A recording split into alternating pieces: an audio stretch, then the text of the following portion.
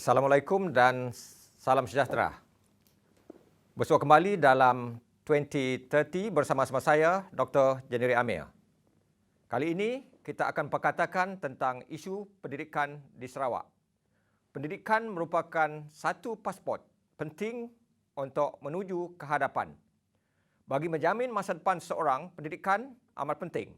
Jadi dalam konteks ini, kita mahu setiap suku kaum di Sarawak atau setiap etnik di Sarawak dibawa ke dalam arus perdana pendidikan dan kemajuan negara. Untuk itu, etnik-etnik minoriti termasuk Ukit, Sian, Bukitan dan Penan telah diikutsertakan dalam pembangunan dan juga pendidikan di negara ini. Untuk memperkatakan isu ini dengan lebih lanjut lagi, bersama-sama kita di studio pada hari ini ialah Dr. Abang Ismail, Abang Haji Julhi.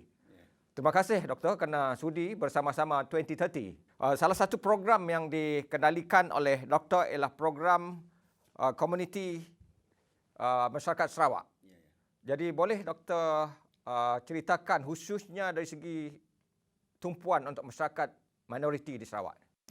Baik, terima kasih kepada moderator kita, Dr. Jeniri, dan terima kasih juga kepada TV Sarawak kerana sudi mengundang saya untuk berkongsi sedikit pengalaman dan pengetahuan saya dalam mengupas dengan lebih secara holistik berkaitan dengan program yang telah saya dan juga IPG Campus Badlita laksanakan. Baik, sebenarnya idea ini tercetus apabila saya menjalankan kajian berkaitan dengan etnik minoriti yang terdapat di Semenanjung Malaysia apabila saya mendapat tawaran melanjutkan pelajaran di peringkat Dr. Falsafah pada tahun 2010. Jadi kajian demi kajian saya baca dan bagaimana cara penyelidik-penyelidik menjalankan kajian untuk mengangkat martabat dan juga meningkatkan kesedaran dalam komuniti etnik minoriti, khususnya etnik orang asli di Semenanjung.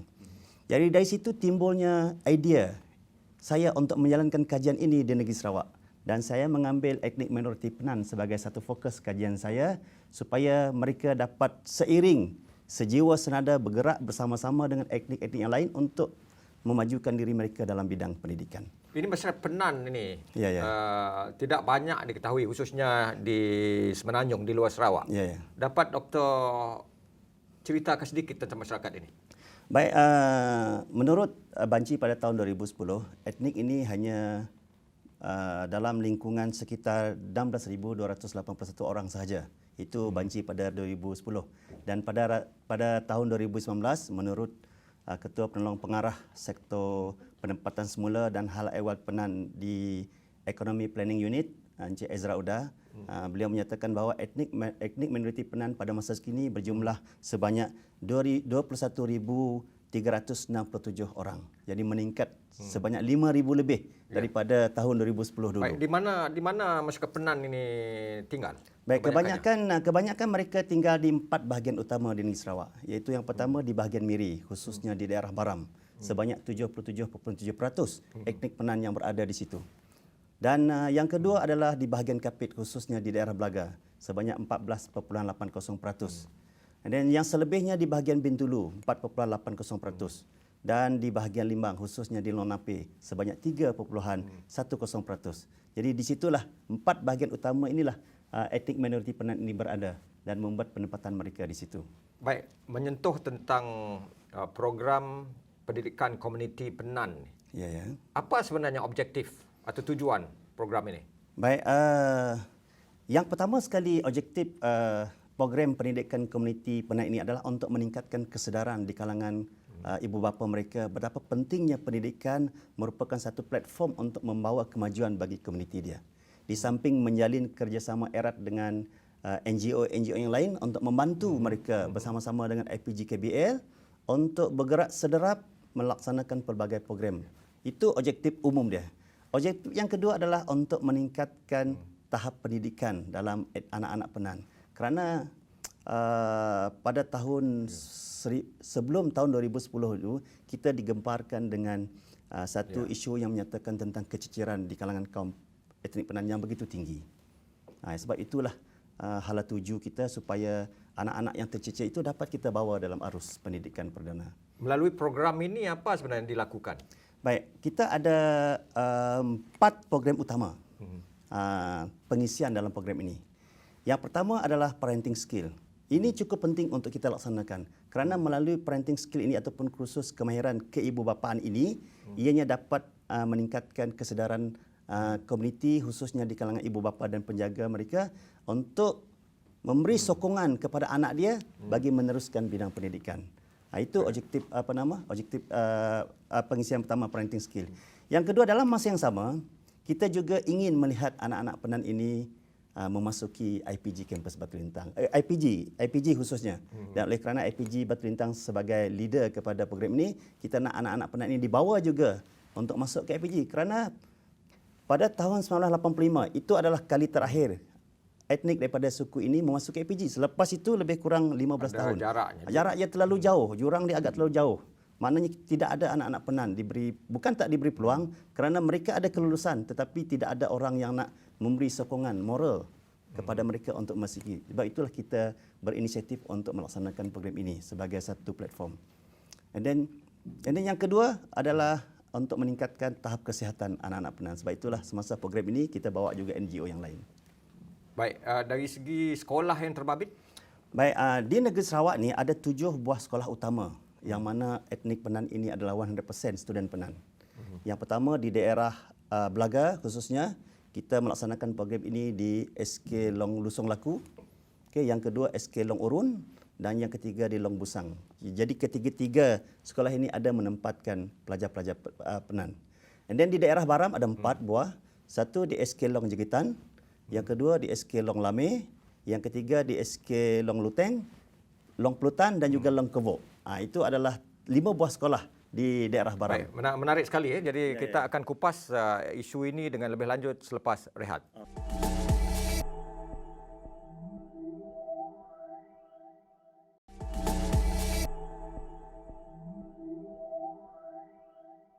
Baik, Dr. Abang Ismail. Ya. Sebelum kita berhenti rehat tadi, Doktor ada menyebut tentang sekolah yang terbabit di kawasan Belaga dan di kawasan Baram. Ya. Dan yang kita nak tahu ialah bagaimana pendekatan digunakan untuk mendapatkan calon-calon untuk ikut serta dalam program ini. Baik, bagi melaksanakan program pendidikan komuniti khususnya komuniti penan ini, IPG KBL telah menjalankan CSR dengan banyak agensi yang terlibat. Kerana dengan adanya sokongan daripada pelbagai agensi itu, dia dapat melancarkan lagi program ini. Sebab itu kita melaksanakan 4 program ini di sekolah komuniti penan. Yang pertama pada tahun 2010 dulu, lama dah ni.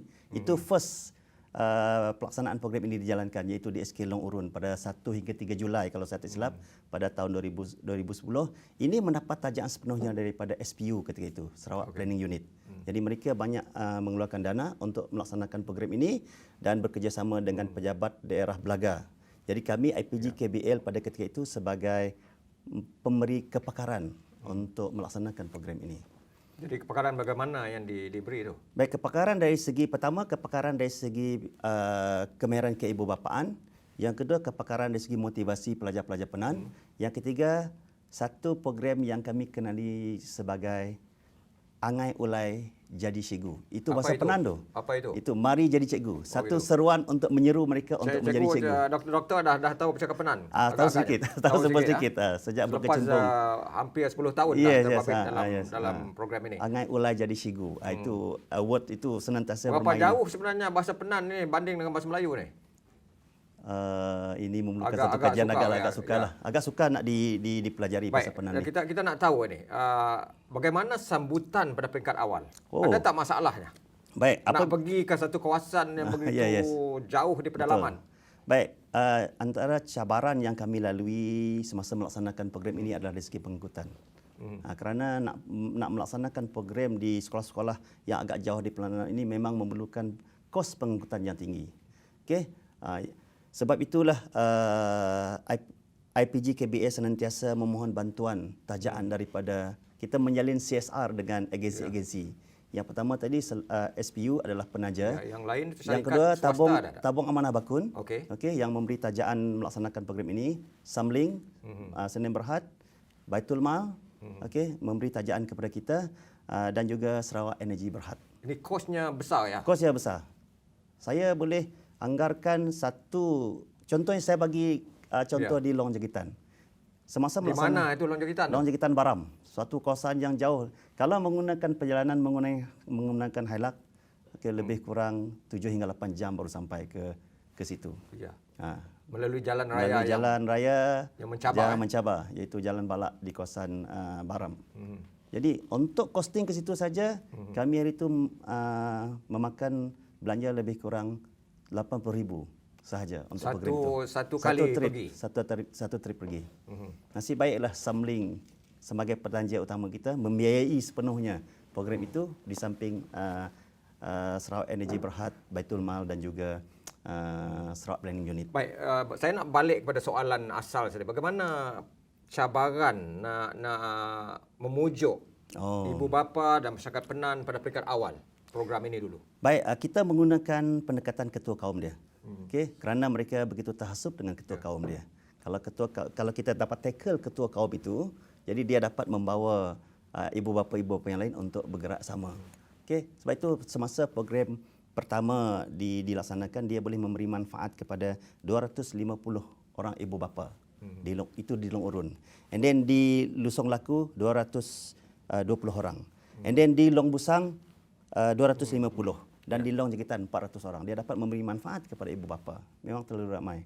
Itu belum termasuk anak-anak mereka lagi tu. Ya. Itu baru ibu bapa saja.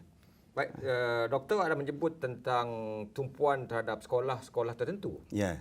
Apa yang dilakukan? Adakah untuk mendapatkan calon ataupun apa sebenarnya? Baik, oleh kerana sekolah yang kita pergi ni adalah sekolah rendah, memang kita tak berjumpa dengan student tingkatan 5 di situ. Jadi kita pergi kepada sekolah menengah di mana tempat mereka pergi. Contohnya di daerah Belaga, mereka banyak tertumpu di SMK Bakun dan juga di SMK Belaga. Jadi kita melaksanakan program Angai Ulai jadi cikgu kat situ. Melalui satu. Jadi dalam melaksanakan program ini kita bawa BPG, bahagian pendidikan guru, satu bahagian yang bertanggungjawab untuk urusan pengambilan. Jadi kita bawa mereka turun bersama melaksanakan temuduga secara terbuka di situ. Itu kita buat pada tahun 2011 dulu di Belaga. Apa kriterianya? Baik, untuk kriteria kemasukan bagi mengikuti program ijazah sarjana muda perguruan ini, kalau syarat-syarat pelajar-pelajar yang biasa, sekurang-kurangnya mereka memerlukan 5A dalam apa-apa subjek.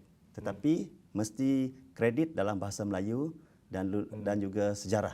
Tetapi untuk komuniti Penan ni agak special sedikitlah. Kita beri keistimewaan sebab semasa saya menjalankan kajian agak sukar kita nak menjumpa pelajar Penan yang dapat 5A. 20-10 dulu. Yes, 20-10 tu memang sukar nak pelajar Penan nak dapat 5A. Jadi kita memohon kepada bahagian pendidikan guru supaya mengurangkan syarat kemasukan, dilonggarkan syarat.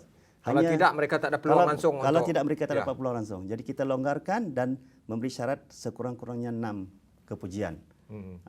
Itu ramai kita jumpa. Tak ada masalah untuk tidak ada masalah untuk mereka masuk. Jadi kita pergi di SMK Belaga dan SMK Bakun pada peringkat awalnya. Baik. Ada yang bertanya, selain daripada masyarakat Penan atau Punan, ada dua ni kan berlainan. Ya. Ada tak kaum minoriti lain diikutsertakan juga? Betul, ada. Ya. Semasa temuduga itu kita tidak meminggirkan etnik minoriti yang lain. Contohnya kaum Ukit, kaum Sihan, Lahanan, Kiput, Kejaman. Jadi apabila saya menjalankan kajian ini, baru saya mengenali etnik minoriti ini di daerah Belaga. Ya, maksudnya mana-mana kaum itu secara inklusif. Inklusif. Mereka juga diberi peluang. Diberi peluang. Jadi maksudnya tidak ada isu diskriminasi dan sebagainya. Tidak ada isu itu. Dan sekarang pun etnik-etnik ini pun ramai yang memasuki IPG kita, iaitu di IPG Sarawak Miri dan juga IPG Batu Lintang. Apa yang sebenarnya masalah dalam kalangan masyarakat Penan ni? Baik, kalau isu pada tahun 2010 dulu, berdasarkan tinjauan awal saya, yang pertama isu dia adalah masalah keciciran yang terlalu tinggi di bawah-bawah sekolah. Mereka menamatkan tahun 6 di sekolah rendah dan apabila mereka pergi ke sekolah menengah, bulan demi bulan, minggu demi minggu mereka akan tercicir. Mengapa ya? Mengapa ini masalah keciciran ini berlaku? Keciciran ini berlaku pada hemat saya dan hasil temu bual saya dengan beberapa pelajar Penan. Pertama, dia tidak ada kawan. Tak ada kawan yang sesama etnik mereka tu tak ada di situ. Jadi apabila tak ada kawan, sebab orang Penan dia suka menyendiri. Mereka mempunyai sifat malu yang tinggi.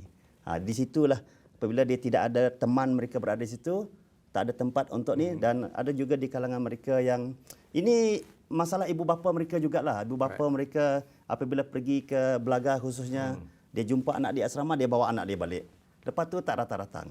Itu isu yang berlaku pada 2010. Tetapi sekarang dah tak ada lagi dah. Jadi maksudnya melalui program ini telah berjaya secara berkesan tangani isu keciciran dalam kalangan masyarakat Penan. Betul. Dan betul. untuk perkatakan isu ini lebih lanjut, kita kupas selepas rehat.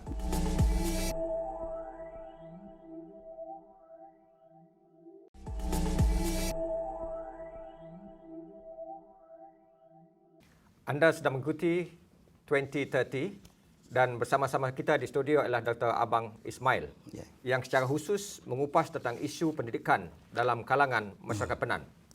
Dr. Abang, kita telah menyentuh pelbagai isu sebelum rehat tadi. Jadi saya nak bertanya secara khusus, apa strategi dilakukan untuk melatih calon yang telah diambil itu di kampus IPG khususnya? Baik, terima kasih. Seperti juga pelajar-pelajar yang lain, apabila mereka berjaya ditawarkan memasuki ke IPG, mereka mengikut pelbagai untuk menjadi guru. Untuk menjadi guru. Mereka mengikuti program ini selama 5 tahun. Dulu 5 tahun setengah. Dapat ijazah. Yes, untuk mendapat ijazah sarjana muda perguruan. 1 tahun mereka berada dalam peringkat persediaan. Dalam peringkat persediaan ini kita mendedahkan kepada kursus-kursus yang asas kepada mereka, fokus kepada meja mereka ataupun pengurusan mereka. Dan dalam masa 4 tahun itu mereka akan didedahkan dengan pelbagai kaedah pedagogi. Ini yang penting bagi seorang guru lah. Pedagogi itu apa? Pedagogi ini adalah pendekatan pengajaran dan pembelajaran yang mereka perlu ada untuk mendidik dan juga mengajar semasa mereka berada di sekolah nanti. Ini banyak kita dedahkan kepada mereka. Dan di sini juga mereka akan melaksanakan pelbagai program. Pertama, kita kenali sebagai program PBS, pembelajaran berasaskan sekolah. Kalau dulu dipanggil ROS, Rancangan Orientasi Sekolah. Sekarang dipanggil pengalaman berasaskan sekolah. Sebanyak 3 kali kalau saya tak silap. 3 kali mereka turun ke sekolah untuk melaksanakan program ini. Yang kedua, mereka melaksanakan latihan mengajar. Mereka akan mengadakan latihan mengajar selama 2 kali, fasa 1 dan fasa 2. Di mana itu? Di sekolah-sekolah berada kalau di Kuching ni kita akan beri kepada sekolah-sekolah di Kuching. Kalau di Miri, di sekolah-sekolah di Miri. Selama 2 kali mereka melaksanakan latihan mengajar. Dan sebelum mereka ditempatkan di sekolah pada semester yang ke-8, mereka menjalankan kajian dan juga melaksanakan intensif di sekolah. Jadi itu adalah program-program yang... Apa tujuan ini? Tujuan dia adalah untuk meningkatkan keyakinan mereka untuk menjadi seorang guru, satu. Yang kedua, untuk menimba seberapa banyak pengetahuan, pengalaman. Sebab apabila mereka pergi ke sekolah itu, mereka dibimbing oleh guru yang berpengalaman. Jadi mereka mendapatkan bimbingan itu daripada guru itu di samping pensyarah-pensyarah turun untuk melaksanakan penyeliaan. Sebab itulah mereka kena melalui latihan-latihan praktikal ini di sekolah-sekolah. Apa cara lain yang digunakan untuk pastikan mereka ini betul-betul berada di atas landasan betul, dapat mengikuti segala pengajaran atau pembelajaran di kampus? Selain daripada apa yang doktor sebutkan tadi. Selain daripada program-program tersebut, mereka juga ada dilaksanakan satu program yang dipanggil Bina Insan Guru. Bina Insan Guru ni mereka akan berada di kawasan yang agak jauh daripada IPG. Kita membawa mereka di satu kawasan, contohnya selalu kami pergi ke Lundu lah. Untuk melaksanakan program Bina. Bina Insan ni dia macam satu program membina semangat. Sebab kita tak tahu mereka nanti ditempatkan di mana-mana. Jadi kita adakan latihan-latihan seperti aktiviti air, aktiviti darat, kerana mereka nanti saya yakin dan percaya mereka akan ditempatkan di kawasan pedalaman, force posting itu. Jadi mereka perlu melalui cabaran-cabaran itu supaya apabila mereka posting nanti mereka tidak ada masalah untuk nak menyesuaikan diri dalam situasi tersebut. Baik, apa cabaran yang dihadapi oleh pensyarah di IPG ini, Batu Lintang khususnya ketika mereka melatih masyarakat minoriti ini? Baik, oleh kerana syarat kemasukan mereka dulu dilonggarkan sedikit, ini menghadapi cabaran sedikit berkaitan dengan kursus-kursus yang agak kritikal. Khususnya? Kursus-kursus seperti matematik, mereka ada juga matematik, mengikut pilihan mereka lah. Jadi oleh kerana pengetahuan mereka agak terbatas, apabila berhadapan dengan kursus-kursus yang ada di situ. Jadi pihak kami terpaksa melaksanakan pelbagai inisiatif yang lain. Okay, contohnya memberi bimbingan latih tubi yang banyak, memberi kerja khusus kepada mereka supaya mereka dapat menyesuaikan diri dengan kursus-kursus tersebut. Itu satu cabaran yang bagi saya agak beratlah bagi kita nak tangani. Tetapi alhamdulillah lah sepanjang 5 tahun mereka berada di IPG. Apa perubahan yang ketara sebagai penyelaras program ini? Okey, sebagai program ini, saya melihat program ini mencapai titik kejayaannya. Okey, dulu kita meletakkan 10 tahun. Okey, seperti mana data yang saya ada, kita sekarang ini, kita dulu mensasarkan 80 orang guru. Sekarang berapa? Dalam Komuniti Penan. Sekarang sudah sampai 100. Okay, yang berada sejak 2010 itu dilaksanakan, dah sampai 100 pelajar Penan yang ada di IPG sekarang. Apa agaknya punca berlakunya peningkatan di luar daripada jangkaan? Yang pertama kerana ada ikon. Kerana komuniti lain melihat dah ada anak Penan yang jadi cikgu. Ya. Okey, setelah 15 tahun dalam tempoh yang agak lama itu tak ada kita melahirkan komuniti Penan. Jadi apabila dia melihat ikon itu dah ada, ini memberi semangat kepada mereka untuk meneruskan pelajaran sehingga ke tingkatan 5. Itu yang saya nampak. Sebab itu kadar kehadiran di sekolah sekarang di peringkat menengah meningkat dari tahun ke tahun. Dan saya tidak menolak kemungkinan bahawa program pendidikan komuniti Penan ini memberi sedikit impak kepada enrolment kehadiran mereka ke sekolah menengah. Jadi maksudnya keciciran itu dapat diatasi dengan efektif. Dengan efektif, yes. Ada kesan-kesan lain lagi? Kesan-kesan lain kita dapat melihat perubahan dalam komuniti tersebut. Okey. Kalau dulu semasa kami melaksanakan program ni dulu, kami senantiasa ada kena sekatan. Sekatan apa ataupun itu? istilah blockade. Blockade di jalan raya. Di jalan raya. Jadi mereka tidak membenarkan kami masuk. Mengapa berlaku blockade itu ni? Blockade itu saya terbaca dalam buku Penan Melangkah ke Hadapan tu. Blockade itu merupakan satu saluran politik mereka untuk menarik perhatian kerajaan dan juga agensi-agensi lain supaya memberi bantuan kepada mereka secara total. Tetapi kesan daripada program ini saya nampak tak ada lagi sekatan itu.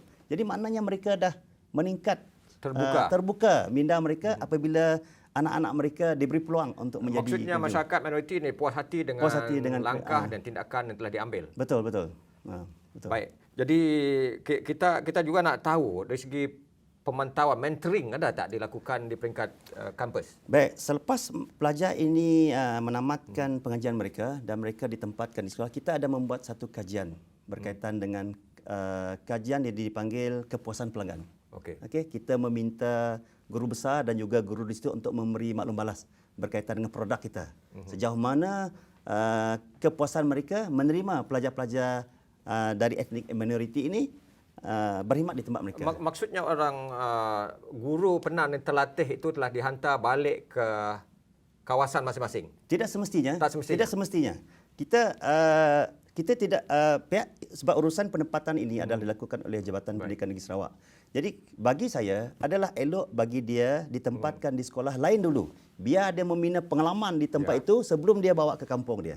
Jadi dengan adanya pengalaman dia mengajar di tempat lain itu, dia akan bawa ke kampung ini untuk dia membangunkan komuniti dia. Dan dengan itu maksudnya komuniti dia akan juga mendapat manfaat yang manfaat daripada dari segi sosial, ekonomi, pendidikan dan paling penting ialah dari segi minda. Kerana segala perubahan yang doktor sebutkan tadi sebenarnya berlaku disebabkan oleh keterbukaan dan minda yang lebih positif dalam kalangan masyarakat minoriti ini untuk melangkah ke hadapan. Jadi untuk mengupas isu ini dengan lebih lanjut, kita akan katakan selepas rehat.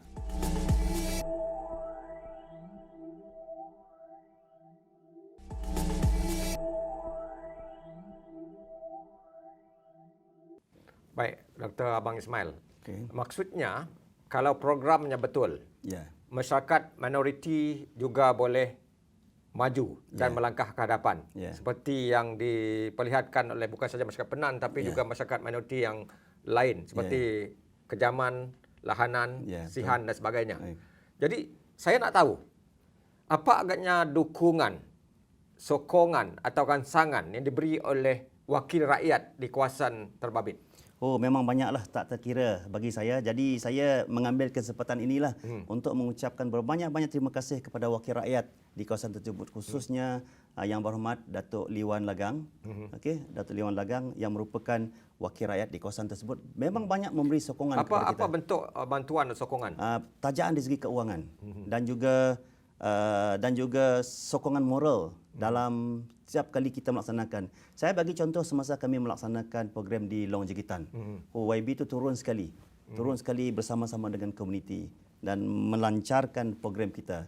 Begitu juga dengan YB Datuk John Siki Anak Tayai yang merupakan menteri yang bertanggungjawab terhadap hal yang penan pada itu. Mereka turun padang untuk bersama-sama kita selain daripada tajaan yang diberi. Dan saya juga mengucapkan terima kasih kepada Yang Berhormat Encik Dennis Ngau yang juga banyak membantu kita melancarkan program di daerah Baram, di kawasan Baram. Dan tidak ketinggalan juga mantan ahli Parlimen Hulu Rajang pada ketika itu Yang Berhormat Datuk Billy Abid Jo. Jadi sokongan daripada wakil rakyat dan para pemimpin tempatan itu penting untuk memastikan kejayaan program ini. Betul. Baik, secara peribadi, kepuasan doktor sendiri apabila mengimbas balik, meninjau ke belakang, melihat ke belakang, bermula daripada 2010 dan sekarang kita berada di 20 dan nak masukkan 2021. Ya. Apa yang amat memuaskan agaknya? Baik, Sebagai penyelaras. Ya, pada peringkat awal dulu memang kita menjangkakan program ini berjaya sebenarnya. Berjaya sebenarnya. Itu target kita lah.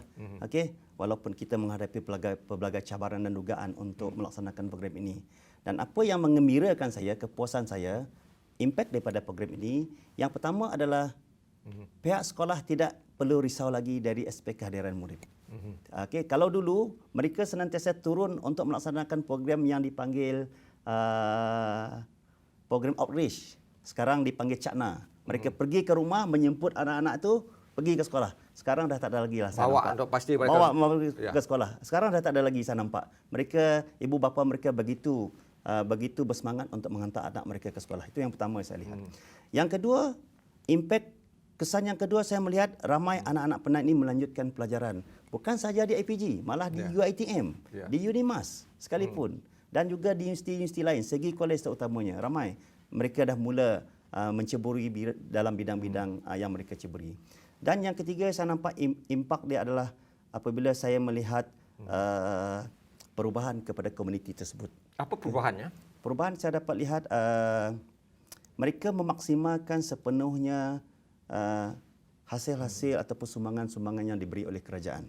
Kalau dulu kerajaan kita ada memberi program melalui e-Kasih ataupun satu lagi program yang dinamakan KUAM, Kumpulan Amanah Pelajar Miskin. Jadi mereka memaksimalkan pemberian daripada kerajaan itu untuk menyimpan. Sebab dulu saya beritahu dengan ibu bapa penan supaya mewujudkan amanah saham untuk anak-anak penan ini. Sebab tu semasa program kita buat dulu, kita bawa agensi ini datang supaya didaftarkan dan wang e-Kasih dan juga KUAM tu dimasukkan ke dalam akaun itu.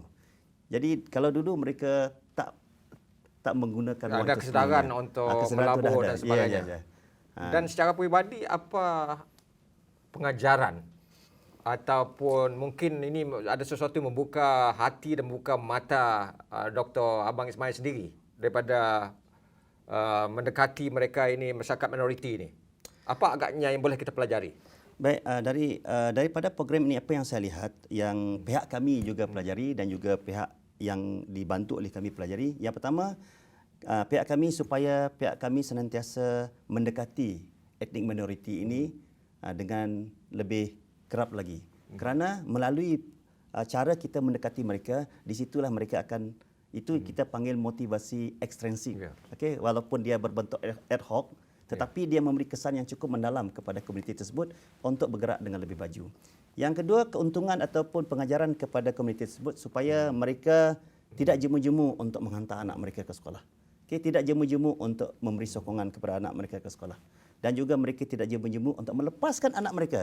Kerana orang pernah ni keistimewaan mereka, kita sayang juga dengan anak. Tetapi mereka lebih lagi sayang. Terlalu sayang. Ada contoh tak? Ada anekdot tak yang dapat doktor kongsikan? Kalau kita lihat di SK Long Jegitan, di Long Urun, mereka terpaksa membina rumah tumpangan untuk bersama-sama dengan anak mereka bersekolah di Tinggal situ. dengan anak itu. Sehingga anak masa cuti baru Tapi mereka balik. bukankah pada waktu sama menunjukkan mereka juga komited untuk pastikan Ya. anak mereka berjaya dalam bidang pendidikan? Betul. So, jadi daripada apa yang saya lihat, sehingga apabila anak mereka ke Miri pun mereka ikut sekali, ke Kuching pun mereka ikut sekali. Dan saya pernah menjamin 4 orang pelajar Penan. Tinggal di kampus Batu Menjamin Lintang? mereka masuk ke IPG Batu Lintang. Okey. Ke IPTA, ke Tun Razak. Dibawa ke Kuching. Okey. Sebab apa? Kalaulah salah seorang daripada mereka ni tak menamatkan pelajaran ataupun keluar, saya yang kena discharge oleh pihak kementerian. Jadi saya memberanikan diri untuk menjamin mereka masuk ke IPG. Itu salah satu pengorbanan. Bukan sahaja saya, malah pensyarah-pensyarah lain pun memberi begitu komitmen untuk menjamin mereka. Ada kenangan tak atau peristiwa menyentuh hati dalam tangani masyarakat Penan ni dalam konteks program ini? Baik, kenangan manis tu banyak. Kenangan pahit pada tahun 2015. Apabila salah seorang daripada pelajar Penan ini berhenti, bukan berhenti, menangguhkan pengajian. Setelah saya memberi nasihat supaya jangan berhenti. Kalau berhenti saya kena. Jadi saya ambil keputusan biar you tangguh. Tangguh ini disebabkan oleh hal peribadi dia. Jadi apabila dia balik, dia diberi peluang untuk masuk pada sesi seterusnya. Jadi saya pun rasa gembira, dia pun gembira. Tak dikenakan apa-apa denda. Tapi pada amnya ataupun keseluruhannya, program ini berjaya 100%. Ya, berjaya 100%. Punca kejayaan ini? Punca kejayaan kerana pertama, sokongan daripada komuniti setempat itu yang paling utama. Yang kedua, sokongan daripada wakil rakyat di kawasan tersebut. Yang ketiga, bantuan daripada agensi-agensi yang membantu kita. Ada 17 agensi yang turut bersama-sama dengan kita melaksanakan program ini. Dan yang keempat adalah komitmen dan juga kepakaran yang ada dalam kalangan pensyarah dan juga pakar-pakar yang lain untuk membantu mereka. Baik, melangkah ke hadapan Dr. Abang Ismail yang memang pakar dan banyak mengkaji tentang masyarakat Penan. Okey. Apa lagi yang dapat kita lakukan untuk pastikan masyarakat minoriti ini dapat berdiri sama tinggi dengan masyarakat-masyarakat lain? Okey, baik. Ada 1 minit setengah. Baik. Dulu saya pernah membaca Malaysia Journal mengatakan bahawa pada tahun 2012 dia mengatakan bahawa etnik Penan ini adalah etnik yang paling mundur sekali di Sarawak. Tetapi saya menangkis tangkapan itu. Menurut kajian saya pada tahun 2004, kaum Penan tidaklah mundur. Mereka cuba bergerak ke hadapan untuk bersama-sama dengan komuniti lain bagi menyaingi sama ada mereka maju dalam bidang pendidikan dan juga maju dalam bidang ekonomi. Sebab itu mereka juga selain daripada meningkatkan pendidikan, mereka juga menceburi di dalam bidang ekonomi. Baik, maksudnya masyarakat Penan juga dapat atau masyarakat minoriti yang lain termasuk masyarakat Penan juga dapat bergerak seiring sejalan, berdiri sama tinggi dengan masyarakat utama yang lain di negara ini asal mereka dapat ikut serta dalam arus perdana khususnya dari segi pendidikan. Jadi melangkah ke hadapan menuju ke 2030, kita harus ikut sertakan masyarakat minoriti ke dalam arus perdana pembangunan negara. Jadi itu saja untuk minggu ini. Hingga berjumpa lagi minggu depan. Salam hormat.